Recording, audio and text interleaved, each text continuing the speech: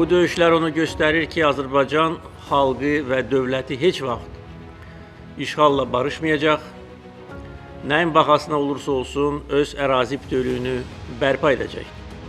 Artıq səbir kasası daşmış, oxlar gərilmişdi.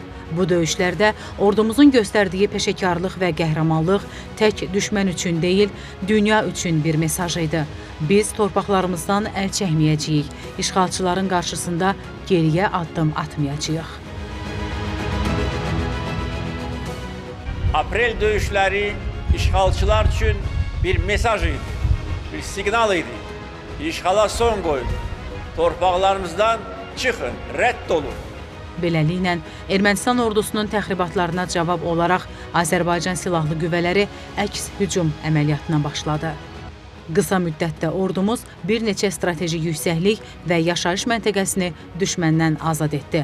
Xüsusilə Lələtəpə yüksəkliyi və Tərtər, Ağdərə, Goranboy istiqamətlərində irəliləyiş əldə edildi.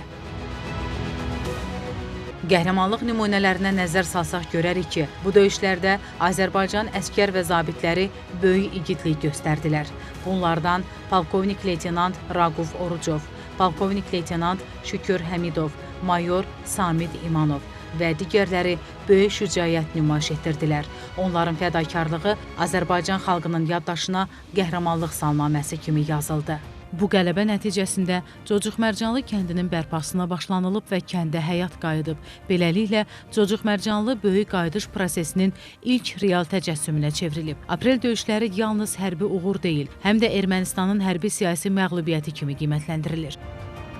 Aprel döyüşləri Azərbaycan ordusunun gələcək uğurlarının təməlini qoydu və 2020-ci ildə baş verən Vətən müharibəsi üçün mühüm bir sınaq oldu. Azərbaycan xalqının qələbə ruhunu alovlandıran bu döyüşlər qəhrəmanlıq salnaməsində şərəfli bir səhifə kimi qalacaq. Aprel şəhidlərimizin ruhu isə daim bizimlədir.